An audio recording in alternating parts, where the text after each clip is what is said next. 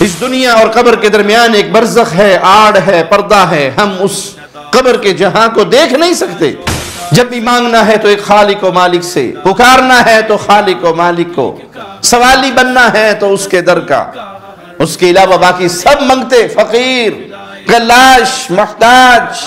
Doctor سلیمان مصباحی صاحب کا ہے، بہت سے سادہ لوگ اہل توحید بھی اس شخص کو اعتدال پسند سمجھتے ہیں اور اس کے کلپ وائرل کرتے رہتے ہیں کہ آپ IMF کے پاس قرض لینے کیوں جاتے ہیں؟ قرآن حکیم کی آیات غیر اللہ سے مانگنے سے منع کرتی ہیں. ہر لمحہ قرآن اور سنت کا ترجمان، فضیلت الشیخ توصیف الرحمن.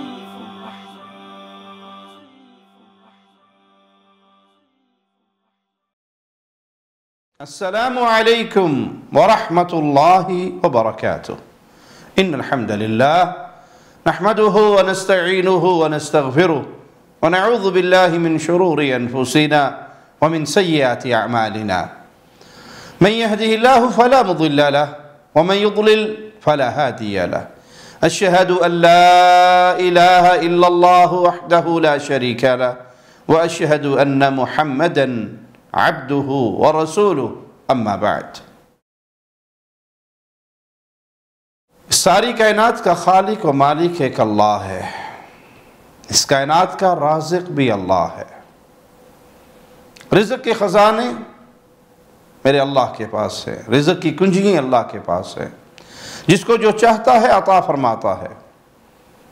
کسی کا رزق تنگ کر دیتا ہے اور کسی کو کھلا رزق عطا فرماتا ہے. اس کی حکمتیں میرا خالق و مالک ہی جانتا ہے. لیکن کائنات میں اللہ کی مخلوق وہ اللہ کے در کی سوالی ہے، منگتی ہے، فقیر ہے. ان میں کوئی داتا نہیں ہے، کوئی گنج بخش نہیں ہے، کوئی عطا کرنے والا نہیں ہے. وہ سب منگتے ہیں. انتم الفقراء، تم سب کے سب منگتے ہو، فقیر ہو ایک اللہ کے در کے. اور اللہ غنی ہے، جس کو جو چاہتا ہے عطا فرماتا ہے. انسان جب تک زندہ ہے تو اللہ مالک نے جو کچھ اسے عطا کیا ہے وہ اللہ کے عطا کیے ہوئے اس مال میں سے فقیروں کو بھی دیتا ہے، غریبوں کو بھی دیتا ہے، اپنے اہل و عیال پہ بھی خرچ کرتا ہے. زندگی میں اللہ نے کچھ صلاحیتیں انسان کو دی رکھی ہوتی ہیں، اور جو ہی انسان پر موت طاری ہوتی ہے، وہ قبر کے اندر دفن ہو جاتا ہے، تو اس کی زندگی کی وہ صلاحیتیں ختم ہو جاتی ہیں. مرنے کے بعد وہ ایک نئے جہاں میں چلا گیا جس کا ہمیں شعور نہیں اور اسے ہمارے جہاں کا شعور نہیں.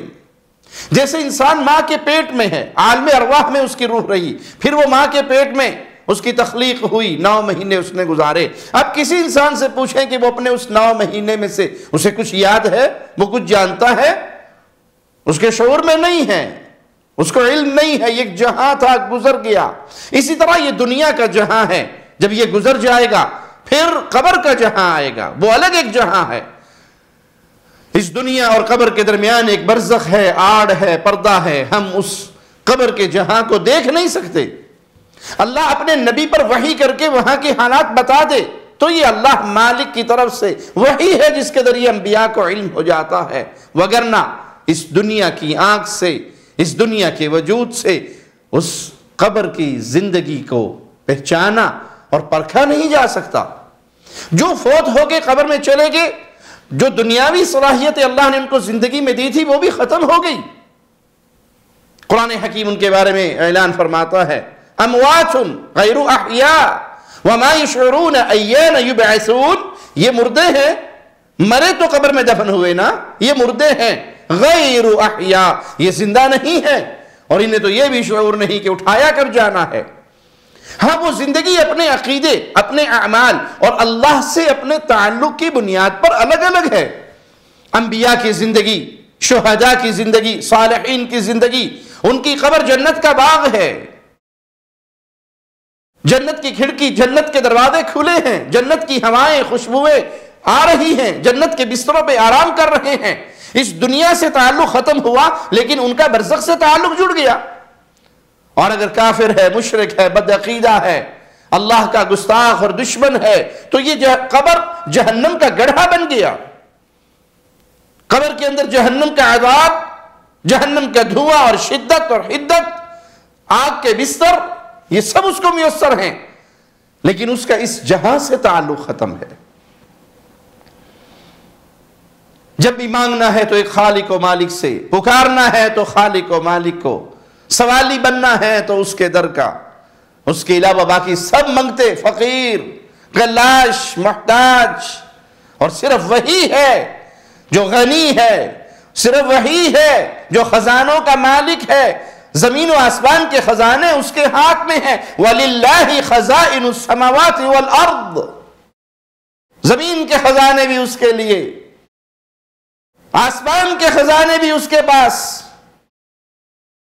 جس کا رزق چاہے بڑھا دے، جس کا رزق چاہے کم کر دے۔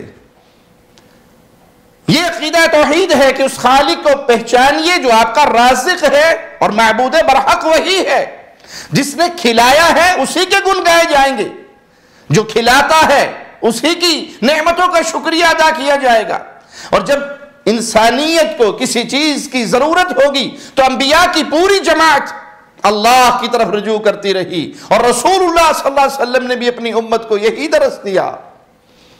وَقَالَ رَبُّكُمْ اُدْعُونِي أَسْتَجِبْ لَكُمْ، یہ قرآن حکیم میں مولا نے اپنی مخلوق کو یہی درس دیا۔ جب بھی پکارنا ہے تو ایک اللہ کو، جب مانگنا ہے تو ایک اللہ سے۔ لیکن برا ہو علماء سو کا جو انسانوں کو ایک رب کے در سے ہٹا کر مردوں کے در کا فقیر بنانا چاہتے ہیں۔ چند دن پہلے ایک صاحب کا ایک کلپ دیکھنے کو ملا جو اصلاحی بیانات کے حوالے سے کافی مشہور و معروف ہیں، اور جو ان کے بیانات کو بطور اصلاح معاشرہ کے سننا چاہتے ہیں، ہم انہیں عرض کرنا چاہیں گے، پیارے بھائی، معاشرے میں سب سے بڑا بگاڑ شرک کا بگاڑ ہے۔ میاں بیوی کے درمیان کے تعلقات کی اصلاح پر کوئی بولتا ہے تو بولے، پڑوسیوں کے ساتھ اچھے سلوک پر کوئی بولتا ہے تو بولے، ماں باپ کے ساتھ حسن سلوک پر کوئی وعظ کرتا ہے تو کرتا رہے، جب تک وہ اپنے رب کی توحید کا تعارف نہیں کرواتا اور معاشرے کی سب سے بڑی برائی شرک کا رد نہیں کرتا، وہ اصلاحی نہیں، فسادی رہے گا، کیونکہ سب سے بڑا فساد عقیدے کا فساد ہے۔ باقی گناہوں میں شامل ہوتے ہیں، کوئی ماں باپ کے ساتھ برا سلوک کر رہا ہے تو کبیرہ گناہ ہے، پڑوسیوں کو تنگ کر رہا ہے تو گناہ کر رہا ہے، کسی کا حق مار رہا ہے تو گناہ کر رہا ہے۔ لیکن اگر کوئی توحید کے معاملے کے اندر بگاڑ کا شکار ہے، ایک رب کی عبادت میں غیر اللہ کو شریک کر رہا ہے، تو یہ اصل مجرم ہے جس کے گناہ کی معافی نہیں، اگر بغیر توبہ کیے یہ اسی حال میں مر جاتا ہے۔ تو یہ سن کر کے یہ معاشرتی برائیوں پر بولتا ہے بڑا اصلاحی ہے، تو ہم کہیں گے نہیں، اس میں تو اصل بگاڑ موجود ہے۔ جو عقیدے کو نہیں پہچان سکا، جو منہج کی اصلاح نہیں کر سکا، وہ لوگوں کے معاملات اور ان کے سلوک کی کیا اصلاح کرے گا؟ لیکن المیہ یہ ہے کہ شخص بڑے آرام سے بولتا ہے، تہذیب سے بولتا ہے، شائستگی سے بولتا ہے، دھیمے انداز سے بات کرتا ہے، بھلے وہ کفر پھیلاتا رہے، شرک پھیلاتا رہے، لوگ کہتے ہیں بڑا اعتدال پسند ہے، حالانکہ یہ اعتدال پسند نہیں، یہ راہ حق سے انحراف کرنے والا ہے۔ یہی معاملہ ڈاکٹر سلیمان مصباحی صاحب کا ہے۔ بہت سے سادہ لوگ اہل توحید بھی اس شخص کو اعتدال پسند سمجھتے ہیں اور اس کے کلپ وائرل کرتے رہتے ہیں، لیکن آئیے ذرا عقیدے کی بنیاد پر اس کو پرکھ کے تو دیکھیے، یہ شرک اکبر کی کیسے کھل کر دعوت دیتا ہے۔ کسی ٹی وی پروگرام پہ یہ گفتگو کرتے ہوئے حکومت وقت سے کہتے ہیں کہ آپ IMF کے پاس قرض لینے کیوں جاتے ہیں، اور اس موقع پر انہوں نے قرآن حکیم کی ایک آیت تلاوت کی۔ IMF سے جو مانگنے جاتے ہو تو کبھی یہاں کے بھی عرض کر دو، گنج بخش فیض عالم مظہر بھائی کیا کہنے ہیں، خدا تمہیں ہدایت دے، تمہاری عقل پہ پتھر پڑ گئے۔ یا ایھا الذین آمنوا لا تتخذوا اليہود والنصارى اولیاء، ہیں وہاں تم جا رہے ہو۔ ہم عرض کرتے ہیں ڈاکٹر صاحب ہمیں بہت خوشی ہوئی کہ آپ نے اس موقع پر یہ آیت تلاوت فرمائی، ہماری خوشی مزید بڑھ جاتی اگر آپ اس کے ساتھ ساتھ مزید کچھ قرآن حکیم کی آیات جو درس توحید دیتی ہیں وہ بھی تلاوت کرتے، کہ صرف ایک اللہ سے مانگنا چاہیے، ایک اللہ کے سامنے جھکنا چاہیے، ایک اللہ سے دعا کرنی چاہیے۔ قرآن حکیم کی آیات غیر اللہ سے مانگنے سے منع کرتی ہیں۔ آپ حکومت کو یہ نصیحت تو کر رہے ہیں کہ IMF کے پاس نہ جائیے. IMF سے جو مانگنے جاتے ہو تو کبھی یہاں کے بھی عرض کر دو گنج بخش فیض عالم مظہر بھائی کیا کہنے ہیں. جن کو آپ یہ نصیحت کر رہے ہیں کہ IMF سے قرضے نہ لیجئے، کاش آپ ان کو یہ بھی سمجھا دیتے کہ تمہاری مدد نہ کوئی قبر میں دفن ہو جانے والا پیر کر سکتا ہے، نہ بابا، نہ شیخ و نہ مرشد. ان کے اختیار میں کچھ نہیں. یہ تو اپنی زندگی گزار کر چلے گئے، اپنے ذمے جو ان کے واجب تھا ادا کر گئے. اب یہ اللہ کے پاس پہنچ گئے، اچھے ہیں تو اللہ کے ہاں ان کے لیے بڑی مہمان نوازی ہے. معاملہ کچھ اور ہے تب بھی یہ جانے اور ان کا اللہ جانے. لیکن دنیا سے ان کا رشتہ ٹوٹ گیا. دنیا کے معاملے میں ان کے پاس جو صلاحیت تھی وہ بھی ختم ہو گئی. انسانیت کی مدد کرنا، لوگوں کو کھلانا پلانا، لوگوں کا مددگار بننا، یہ کون ہے؟ یہ کس ہستی کے لائق ہے؟ مدد آتی کس کی طرف سے ہے؟ قرآن حکیم میں مالک کا فرمان کاش آپ نے پڑھ کر سنایا ہوتا، وَمَن نَّصْرُ إِلَّا مِنْ عِنْدِ اللَّهِ الْعَزِيزِ الْحَكِيمِ. تمہاری مدد اکیلا اللہ کر سکتا ہے جو غالب اور حکمت والا ہے. اور جب اللہ کی طرف سے مدد آئے تو پھر کوئی آپ کو ہرا نہیں سکتا، کوئی آپ کو مغلوب نہیں کر سکتا. إِن يَنصُرْكُمْ فَلَا غَالِبَ لَكُمْ. اگر اللہ تمہاری مدد کرے تو پھر کوئی تم پر غالب نہیں آ سکتا. وَإِن يَخْذُلْكُمْ فَمَنْ ذَا الَّذِي يَنصُرُكُمْ مِنْ بَعْدِهِ. اور اگر وہ تمہیں رسوا کرے تو اس کے بعد کون ہے جو تمہاری مدد کرے؟ کاش آپ رسول اللہ صلی اللہ علیہ وسلم کی یہ حدیث بھی سناتے جو پیارے نبی صلی اللہ علیہ وسلم نے اپنے چچا زاد بھائی عبداللہ ابن عباس رضی اللہ عنہما کو سنائی. اذا سألت فاسأل اللہ. جب تم سوال کرو، جب بھی تم نے مانگنا ہو، سوالی بننا ہو تو اکیلے اللہ سے مانگنا. وَإِذَا اسْتَعِنْتَ فَاسْتَعِنْ بِاللَّهِ. اور جب بھی مدد طلب کرنی پڑے تو اکیلے اللہ سے مدد طلب کرنا. وَاعْلَمْ أَنَّ الْأُمَّةَ لَوْ اجْتَمَعَتْ عَلَىٰ أَنْ يَنْفَعُوكَ بِشَيْءٍ لَمْ يَنْفَعُوكَ إِلَّا بِشَيْءٍ قَدْ كَتَبَهُ اللَّهُ لَكَ. جان لو اگر پوری انسانیت مل کر تمہیں کوئی فائدہ پہنچانا چاہے وہ تمہیں کچھ بھی فائدہ نہیں پہنچا سکتے. ہاں اتنا فائدہ دے سکتے ہیں جتنا اللہ نے تمہارے نصیب میں لکھ دیا ہے. وَلَوْ اجْتَمَعُوا عَلَىٰ أَن يَضُرُّوكَ. اور اگر سارے اکٹھے ہو جائیں اس بات پر کہ تمہیں کوئی نقصان پہنچا دیں، لَمْ يَضُرُّوكَ إِلَّا بِشَيْءٍ قَدْ كَتَبَهُ اللَّهُ عَلَيْكَ. تو یہ تمہارا کوئی نقصان نہیں کر سکتے سوائے جتنا تیرے نصیب میں تیرے اللہ نے لکھ دیا ہے.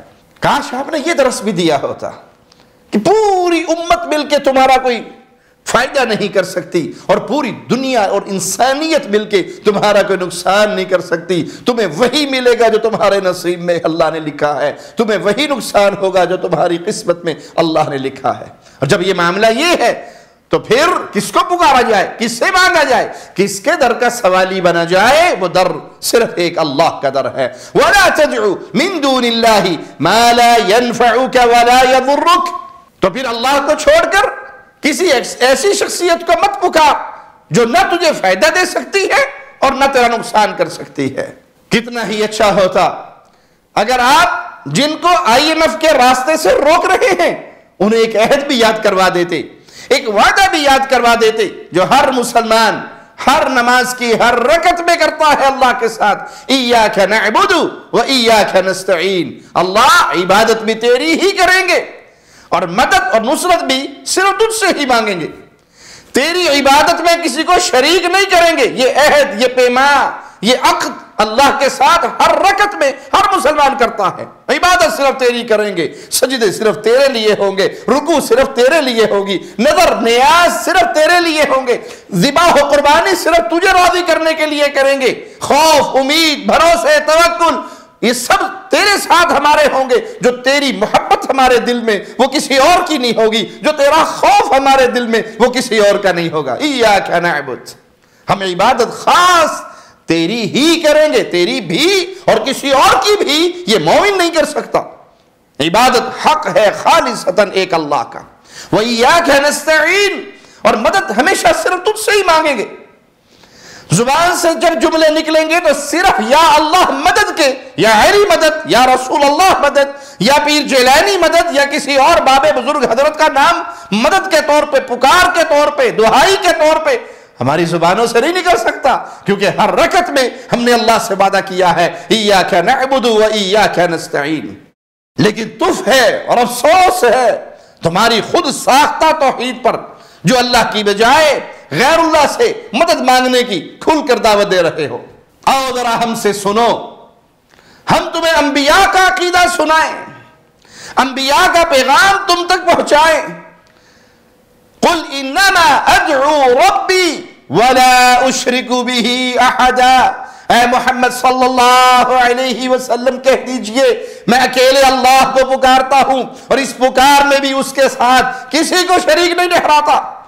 آپ تو کہہ رہے آ جاؤ بابا حجویری کی قبر پہ آ کے اس گنج بخش کو پکار لو۔ بس آپ کے پروگرام سے اپنے حکمرانوں کو یہی کہوں گا، وہاں جاتے ہو تو یہاں کیوں نہیں جاتے؟ اللہ اکبر، کیوں نہیں جاتے حضرت؟ کہتے ہیں کہ گنج ختم ہو گیا، خزانہ گنج بخش تو ہے نا، گنج بخش تو ہے نا حضرت جی، کیوں نہیں جاتے حضرت جی؟ جا کے تو دیکھو۔ جو بیچارہ خالی ہاتھ کفن کے اندر لپٹا ہوا اس مٹی کے ڈھیر کے نیچے سو گیا، اس کو پکار لو، یہ گنج بخش ہے، یہ عطا کرنے والا ہے۔ اور رسول اللہ صلی اللہ علیہ وسلم سے مالک اعلان کرواتا ہے قل انما ادعو ربی، اے نبی کہہ دیجئے میں اکیلے اللہ کو پکارتا ہوں، ولا اشرک به احدا، اس پکار کے اندر میں اللہ کا شریک کسی کو نہیں بناتا۔ میرے آقا علیہ السلام نے جب بھی پکارا صرف ایک اللہ کو، پیارے حبیب علیہ السلام کے پیارے صحابہ نے جب بھی پکارا تو ایک اللہ کو۔ کسی صحابی نے نبی کریم صلی اللہ علیہ وسلم کی وفات کے بعد یا رسول اللہ مدد کے نعرے نہ کسی جنگ پہ لگائے، نہ کسی خوف کے وقت لگائے، نہ دشمن سے ٹکرانے کے وقت لگائے، نہ کہیں تنہائیوں میں پریشانیوں میں پھنس کے لگائے۔ انہوں نے جب بھی پکارا یا اللہ مدد، کیونکہ انہیں رسول اللہ صلی اللہ علیہ وسلم کی مبارک زندگی سے یہی درس ملا تھا۔ صحابہ جانتے تھے کہ دعا اور پکار عبادت ہے، انہوں نے رسول اللہ صلی اللہ علیہ وسلم سے یہ فرمان سنا ہوا تھا الدعاء هو العبادہ، کہ دعا ہی عبادت ہے اور عبادت غیر اللہ کی نہیں ہو سکتی۔ یہی تو شرک اکبر ہے جس کی آپ کھل کر دعوت دے رہے ہو۔ سود کی مخالفت ضرور کیجئے، IMF سے سود پر ملنے والے قرضوں پہ آپ کلام کیجئے، نصیحتیں کیجئے، سود کی مخالفت کیجئے، سود پہ ملنے والے قرضوں کی مخالفت کیجئے، اور کتاب و سنت کے دلائل کی روشنی میں جو حکمرانوں کو نصیحت کرنے کا طریقہ ہے اسے اختیار کیجئے، لیکن مردوں کو خزانے بخشنے والا نہ کہیے۔ گنج بخش خزانے بخشنے والی ذات وہ صرف ایک اللہ کی ہے۔ لیکن آپ تو کہہ رہے ہیں اپنی گفتگو میں گنج بخش فیض عالم مظہر نور خدا نا کی سارا پیر کامل۔ آپ بابا علی حجویری کے بارے میں کہہ رہے ہیں کہ وہ گنج بخش ہے، خزانے دینے والا ہے، کہ آپ نے اللہ کا کلام نہیں پڑھا؟ آؤ ہم آپ کو قرآن حکیم کی آیت سناتے ہیں وَلِلَّهِ خَزَائِنُ السَّمَاوَاتِ وَالْأَرْضِ، آسمان اور زمینوں کے خزانے ایک اللہ ہی کے لیے ہے، اکیلے اللہ کے لیے، اس میں کسی اور کا کوئی ہاتھ نہیں ہے، کسی اور کی ملکیت نہیں ہے، لیکن رائی کے دانے کے برابر بھی کوئی کسی چیز کا مالک نہیں۔ آپ تو آج کے کسی بابا اور فقیر کو گنج بخش خزانے عطا کرنے والا سمجھ بیٹھے ہو، داتا مان بیٹھے ہو۔ یہ دعویٰ تو خود محمد الرسول اللہ صلی اللہ علیہ وسلم نے نہیں کیا، آپ نے کبھی نہیں کہا میں گنج بخش ہوں، بلکہ آپ سے مالک نے اعلان کیا کروایا؟ کلام الہی کے ان الفاظ پہ غور کیجئے وَلَا أَقُولُ لَكُمْ عِنْدِي خَزَائِنُ اللَّهِ، میں یہ نہیں کہتا میرے پاس اللہ کے خزانے ہیں۔ اللہ جو مرضی عطا کر دے اپنے نبی کو، اللہ جو مرضی دے دے اپنے رسول کو، لیکن خزانوں کا مالک گنج بخش وہ صرف ایک اللہ ہے، وہ مردہ کوئی گنج بخش نہیں ہو سکتا، آپ کا کوئی بابا پیر فقیر گنج بخش نہیں ہو سکتا۔ خود رسول اللہ صلی اللہ علیہ وسلم فرما رہے ہیں وَلَا أَقُولُ لَكُمْ عِنْدِي خَزَائِنُ اللَّهِ، میں یہ نہیں کہتا میرے پاس اللہ کے خزانے ہیں۔ ذرا سوچئے کہ جو اختیار محمد کریم فداہ ابی و امی صلی اللہ علیہ وسلم کے پاس نہیں، وہ آپ بابا علی حجویری کو کیسے دے رہے ہیں؟ اس کی جگہ پہ آپ کو یوں کہنا چاہیے تھا، گنج بخش فیض عالم فقط ذات الہ، اللہ کے علاوہ کون ہے؟ کون ہے خزانے بخشنے والا؟ آپ نے جو شعر پڑھا اس کا تو اگلا حصہ بھی محل نظر ہے، ناقصا را پیر کامل کاملا را رہنما، مطلع کامل کون ہے؟ کہ انبیاء کے علاوہ کوئی شخص کامل ہونے کا دعویٰ کر سکتا ہے؟ اگر نہیں اور یقیناً نہیں تو آپ علی حجویری کو کیا انبیاء کا بھی رہنما مانتے ہیں؟ ہم بڑی محبت سے، بڑے پیار سے، بڑے درد سے، بڑے ادب سے آپ کو دعوت فکر دیتے ہیں، اللہ کے لیے شرک کا پرچار نہ کریں، قبر پرستی کا پیغام نہ پھیلائیں، لوگوں کو قبروں کی پوجا کی طرف نہ بلائیں، انہیں ایک اللہ کی وحدانیت کی طرف بلائیں۔ آپ انبیاء کے مشن کے خلاف چل رہے ہیں۔ انبیاء کا مشن یہ رہا انسانوں کو انسانوں کی غلامی سے نکال کر ایک اللہ کا غلام بنانا، انسانوں کو انسانوں کی بندگی سے نکال کر ایک اللہ کی بندگی کرنے کی دعوت دینا، یہ پیغام انبیاء ہے۔ پوری جماعت انبیاء یہ پیغام دیتی رہی، اور آپ شرک کا پیغام دے رہے ہیں، لوگوں سے کہہ رہے ہیں آؤ بابا حجویری کی قبر پہ جھک جاؤ۔ آپ کے انہی دروس کی وجہ سے، آپ کی انہی دعوت کے اس بگاڑ کی اور فساد کی وجہ سے دیکھ لیجئے کہیں پیروں کے مجسمے بن رہے ہیں، پیروں کے بت بن رہے ہیں اور اس کی پوجا ہو رہی ہے۔ یہ بگاڑ کتنا پھیلتا جا رہا ہے، کہیں لال شہباز کلندر کی مورتی بنا کر اسے پوجا جا رہا ہے، کہیں انڈیا حیدرآباد میں کسی پیر صاحب کی جو قبر میں دفن ہے اور اس کی بھی ایک مورتی بنا کر مجسمہ بنا کے اس کی پوجا ہو رہی ہے۔ یا آپ نے شرکی لوگوں کو ایسے عادت ڈال دی کہ پیر تو پیر رہے، بزرگ تو بزرگ رہے، اولیاء تو اولیاء رہے، اب تو ہندوؤں کی پوجا ہو رہی ہے، کلمہ پڑھنے والے ہندوؤں کی پوجا کر رہے ہیں۔ نہیں یقین تو آئیے اس کلپ کو دیکھ لیجئے، یہ آپ کے کلمہ گو قبر پرست ہیں، یہ مزار پرست ہیں، یہ آپ کی گفتگو سن کر آپ کے راستے پر چل کر مزاروں پہ چادریں، مزاروں پہ پھول، مزاروں پہ قبروں کا طواف، قبروں کو غسل، یہ سارا کام کر رہے ہیں، اور یہ ترقی کرتے کرتے اب یہ بال ٹھاکرے ہندو پر بھی آ کر چادر چڑھا رہے ہیں۔ انا للہ و انا الیہ راجعون، یہ نتیجہ ہے آپ کے اس پیغام کا، یہ نتیجہ ہے آپ جیسے لوگوں کی اس دعوت کا۔ اللہ کے لیے اللہ سے ڈر جائیے، آپ نے مرنا ہے، ہم سب نے مرنا ہے، اور ایک دن قیامت کا واقع ہونے والا ہے جہاں اللہ کے سامنے پیشی ہوگی۔ آپ کی اس گفتگو سے شرک کیسے پھیل رہا ہے، کہیں پیروں کے مجسمے بن رہے ہیں، ان کے بت بنا کر پوجا کی جا رہی ہے، اور کہیں ہندو بال ٹھاکرے میں بھی چادریں چڑھ رہی ہیں اور اسے بھی ولی اللہ کا لقب دیا جا رہا ہے۔ آئیے توحید کی دعوت کو تسلیم کر لیجئے، مصطفیٰ علیہ السلام کے پیغام قولوا لا الہ الا اللہ کے معانی اور مفاہیم کو سمجھ کے مان لیجئے، اور لوگوں کی گردنوں کو مزاروں سے، قبروں سے، غیر اللہ کی درگاہوں سے اٹھا کر ایک اللہ کے در پہ جھکانے کے پیغام کو عام کیجئے۔ اقول قولی ھذا واستغفر اللہ لی ولکم ولسائر المسلمین۔ ہر لمحہ قرآن اور سنت کا ترجمان، فضیلت الشیخ توصیف الرحمان۔